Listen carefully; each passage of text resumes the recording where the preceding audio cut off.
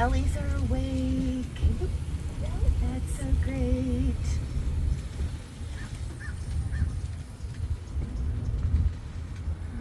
There they are. They all came over to say happy birthday to you, my friend. Now, you might notice that we're doing some construction here also. But the important thing is that our elephants, Elephants are throughout the real. construction, are staying home. And that's pretty great. Elephants are very, very connected to each other. They're family groups. And to separate them, if we had to send them off to different places, would be stressful for them. And so I always like to say, if we had t-shirts made for them, they'd all say "Together Strong" on it. So 1, 2, 3. Oh, they're all out here. This is our herd group. And you can see the smaller ones. They're still babies to us. They're as old as you are, Jet. They're 6 years old. They just turned 6 this year. And so we've got little Micaiah next to her mom, Umgani. She's got the beautiful long tusks. And then Micaiah's older sister, Kosi, right there. And we call her the unicorn because she only has one tusk. Yeah, they kind of like to move things around with their tusks. And a few sweat glands right above their toes. So what happens is, have you ever seen elephants? They like to throw dirt on themselves, right? Then they might throw water, and that makes mud, right? Yeah. And then that mud can move into those creases. And that's going to keep them a lot cooler, right? Another thing that they do, they're very smart. They might do this to their ears, right? And they're not really fanning themselves, but the skin in their ears is very thin. And if you look at your wrists, do you see? You can see right underneath your right. Do you see that? Yeah. The same thing on their ears. The blood vessels are very close to the surface. So when they move their ears like that, that motion is cooling the blood that's circulating through their bodies. So someone told me, if you get really hot someday and you want to cool off, try to cool off, if you take an ice cube and put it right on your wrist right there, that might help you cool off. You should try it. Your summers get hot up there in the Northwest Yeah, Territories? it's very hot. Is it like plains up there? Is it, the elephants don't have to worry about too much snow where they live, here or there. But we love them. We love them so much. They get to go to school every single day. Isn't that exciting, Jet? I know. I like my weekends, yeah. They really love to learn, just like you do. I'm sure you love to learn also. So here's all of the construction, and 2.5 year long project. We're hoping it'll be completed by the end of the coming new year. The big 3-story event venue. We do have weddings and receptions here also. We're including 2 new swimming pools for the elephants. Yeah. Wow. Safari thing wedding. And coming up, you might see this big yellow balloon coming up on the driver's side. And it's filled with helium, just like a party balloon. And it has a really thick, heavy metal cable. So it rises up, it doesn't float away anywhere. And it takes you up, good morning, thank you. Morning. 399 feet. And that is the same height as the Great Pyramids. So you get, oh, look at the queen wave here, okay. Good morning. Morning. Morning. See if Denise has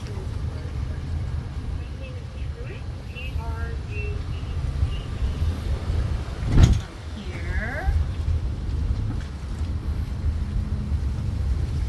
If ever it will be a long walk, huh? Yes, so that'll help you. If you take your time, it's kind of nice. Yeah. Because then you can kind of stroll from habitat to habitat. But one way that'll help you get out to the big fields. So this tour is going to kind of give you a nice view of our big fields. But this over here, this is our Africa tram. Do you have any other tours lined up today? Just only This one, okay, excellent. Well, the Africa tram comes with your admission, and it takes you on a 25-minute loop around southern Africa. And we're going to kind of be visiting East Africa and parts of Asia.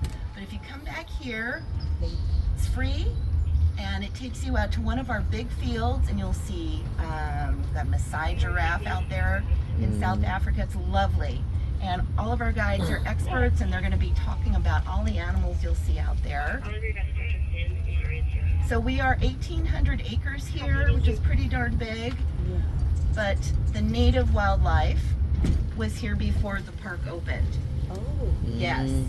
So we have left about 950 acres undeveloped, so that the animals that lived here before we opened can continue to find food, make homes, and find mates. So in the hills, there are Giraffe coyotes, girl. bobcats, rattlesnakes, roadrunners, mountain lions, foxes. Now, this huge field right here, this is East Africa, and okay. these are what we call savannas.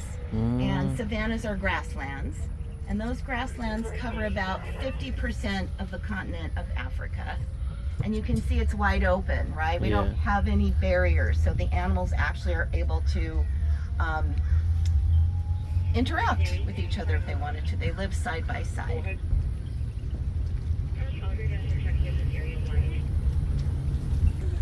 Big white birds out there, those are pelicans. And most of the birds you see right now, these are native wildlife. A lot of them come here because we've got a lot of nice places for them to hang out, right? Plenty of food that we feed our animals. These are greater flamingo coming up here. Got over 100 of them. There's lots of them there. And these live in salty marshes in Africa, so they eat more plants. And then, do you notice anything different about the color of their feathers? Are they as pink as you thought they'd be?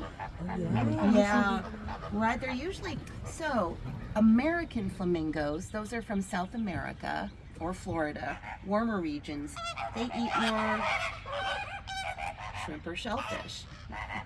And then it takes about a good year before the baby starts looking like mom and dad. Oh. Yeah. The one you can see in pictures, and they're always color pink.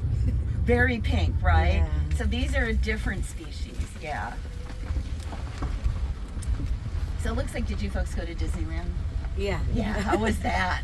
Oh yeah, nice. Very It was exciting. just only 2 days because we're just trying to squeeze in everything. in Yes, just 3 right, I days. get it. There's a lot to Universal. see. Oh, and you did Universal too. Yeah, just 1 day. Wow. Walk around Hollywood, Beverly Hills, and Right. tomorrow Legoland. Oh, yeah. This is like the best trip ever. Oh Yeah. Well, yeah. it's your birthday celebration, right? Yeah. Yeah, that's awesome. This afternoon to the zoo. Yeah. Oh, you're gonna go to the zoo today? Yeah, we'll try to Oh my gosh. try to squeeze in everything in a day. Wow, Right? okay. That's so great. Well, the zoo, I'm glad you mentioned that, is our big sister. We're related, right? And she's just about 30 miles south of us, so it's very easy to get there. The zoo opened over 100 years ago, right? 1916. And then really what didn't make sense to take animals from the wild, right, out of Africa to fill zoos or circuses. So he found 1,800 blank, undeveloped acres, and he had to convince the people who were going to pay for it that it was a good investment. So he actually came over here, he's still on top of that hill, and that's called the Monty Point. And they looked out to where you'll go when you take the tram. That's South Africa, but it was dry and scrubby, no trees, very few trees. And so to convince them, yes, we should do this, he brought a really nice picnic lunch and a big red and white bucket of fried chicken. Oh. Got the green light. And it took 10 years to develop the park, and we opened in 1972, so we're just over 50 years old. So we're pretty old, but not as old as the zoo. So now you can see the balloon, Yeah. right? When you go to the zoo, if you get there, you're gonna see the lion in the middle of. There's a rhinoceros on the left-hand side of the balloon. You can kind of see the outline Yeah, of you that, can see okay? There's a Hawaiian crow on the far right, and in the middle it's a lion. and you're going to see a big statue of a lion at the front of the zoo. It's called Rex's Roar. And that's how the zoo opened, because when the Panama Canal opened up, there was a big exhibition in San Diego. And then they had a lot of animals there. Well, when the exhibitions closed, the animals remained there, but they were not really well taken care of, because this was a long, long time ago, over 100 years ago. The city was trying to take care of them. And the founder of the zoo was driving by, and Dr. Wegeforth heard a lion roar. They went and saw kind of the sad animals, and he turned to his brother and he said, why don't we start a zoo? Because we don't have one in San Diego. And so that is the meaning of the lion in the center of that. And that big, beautiful lion. I'm sure you'll get a picture in front of him. That's how the zoo That's started. how the zoo started, because of the Panama Canal. See, Is it going it's- out? Yeah, Oh, it's going going up. out. Cool. Oh. All right, so we've got a roan antelope here. Hello. All right. So I always like to point out, if you guys are familiar with Star Wars or The Mandalorian, look at this. Always holding them back. The ears kind of look like they're the same shape as Grogu's ears. Very big. So that's going to be that animal's superpower. That's how they're going to stay alert if anything That's a is rhino approaching them.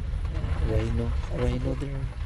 Look at the rhino Yeah, too. rhinos. Why don't we get off the cart here? And I'll get a. You can call them a herd of rhinoceros, but the other fun name is a crash. Oh, A crash of rhinoceros, okay? They don't crush each other. They don't crash into Oh. each other, but they're very heavy. They can weigh 4,000 or 5,000 pounds, as heavy as the rental car you're driving, right? And they can run 30 miles an hour. Yes, yes. So imagine. It's sunny, so everybody's a little bit frisky. So now when those wildebeest have their babies, they don't hide them. As soon as the baby is born, the mom is nudging the calf to stand up and get moving. Oh. All right? Yeah, because the scent of a baby is strong, and lions are starting to move in. Yeah. Right? They smell that. So if that baby can't stand up and walk, I'm just going to take a picture of this baby actually.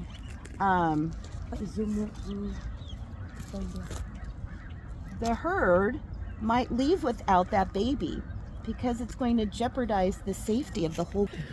Oh, but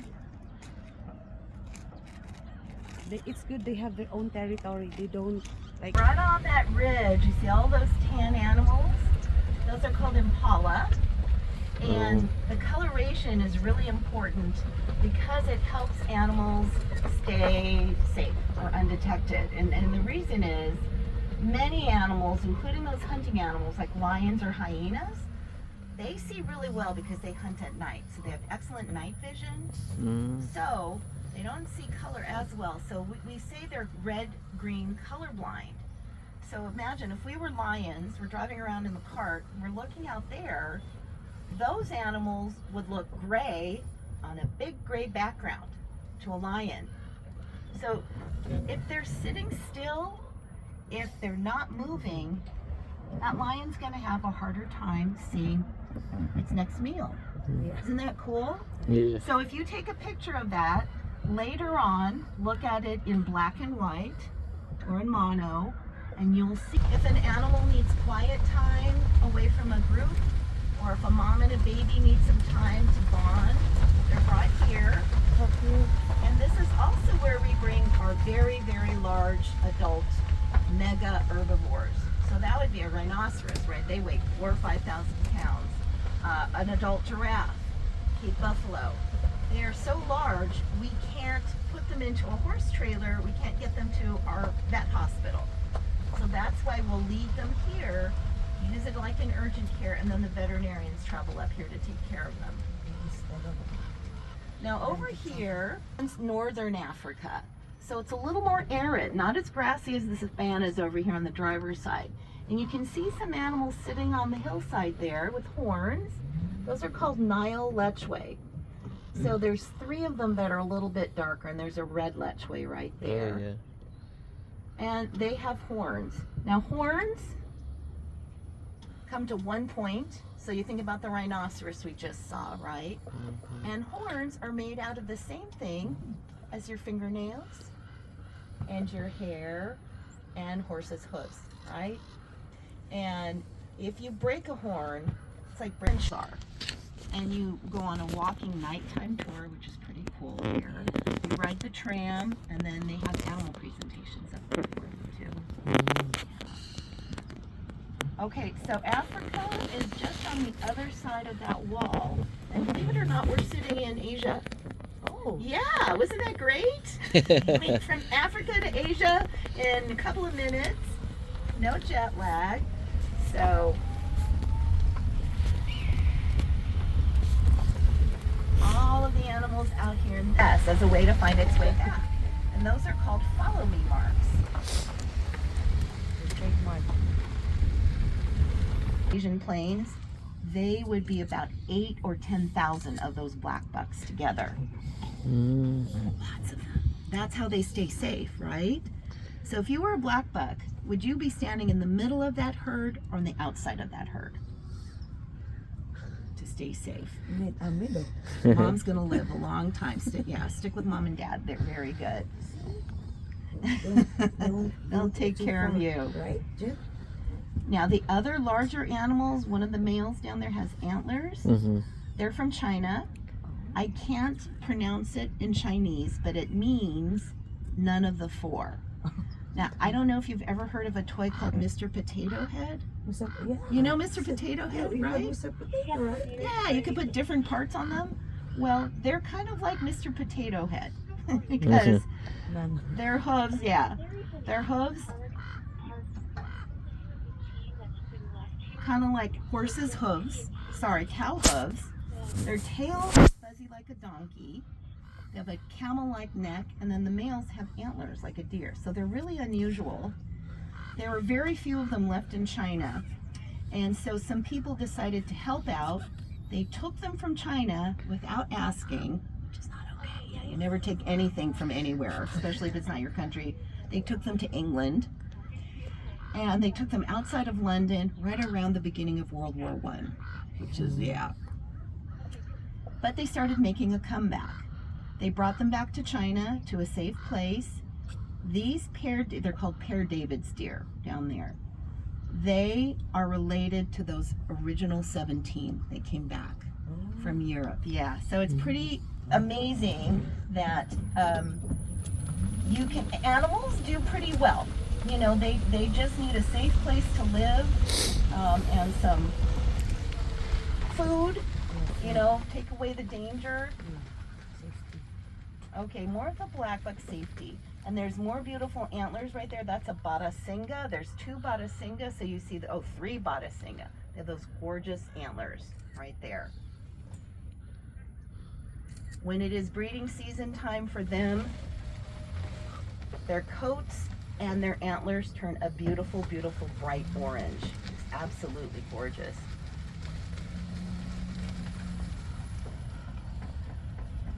Oh, there's my favorite. Do you notice that some of these black buck have horns, right?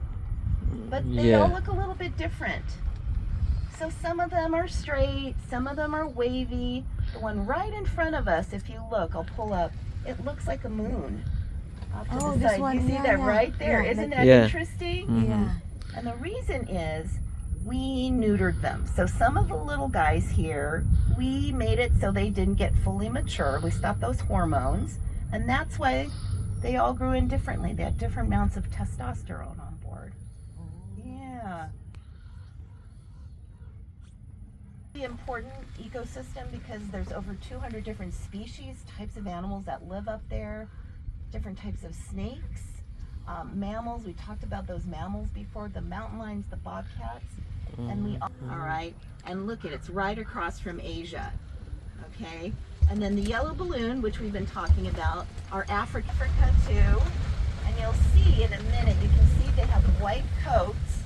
And when it's really hot here, over 100 degrees, they're gonna face, their backs will be to the sun. That's gonna reflect the heat. And in months like December, when it's cooler, they can actually turn their necks towards the sun, and that helps absorb the warmth. And they have air conditioning built up here. Oh. Yeah. You know, if you guys want, can get you off the cart. I could take another picture with the giraffe and the, how does that sound? Let me position the cart so that you're not as close to the fence as that. And I can just, Sunod-sunod. Ooh. Look, it's really high up, right? Yeah, it's really up high there. It's not in the sky.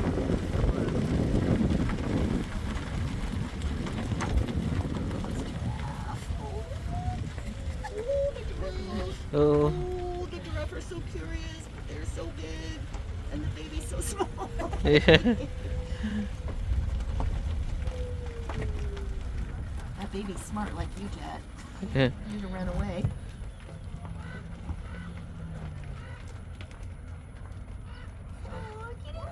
Oh, Oh, yeah, smart. smart. And when the giraffe gets to the next tree, hello, bird. The leaves on the other trees will have turned bitter.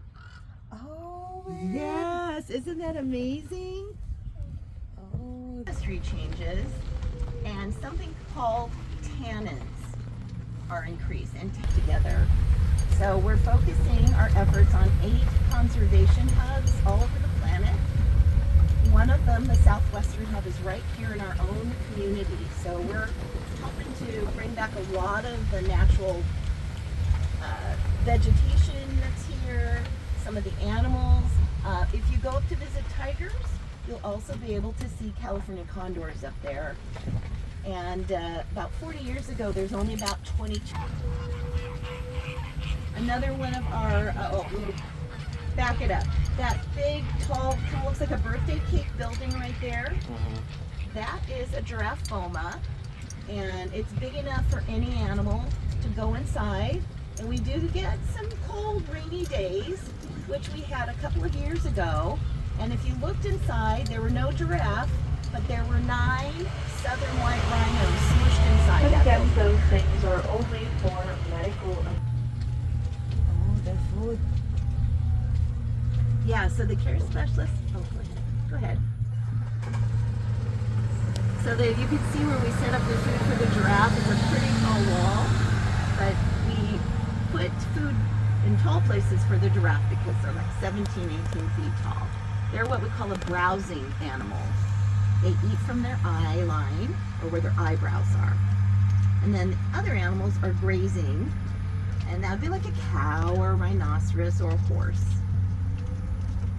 Now, when giraffe are standing still, we call them a tower of giraffe. That kind of makes sense, Yeah. right? Tower. Tower of giraffe. And when they're moving or walking, it's a journey.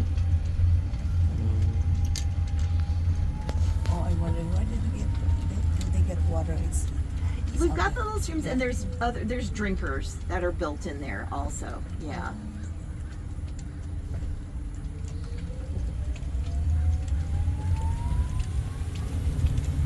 Well, because we have a lot of drought here in the West, we recycle every ounce of water.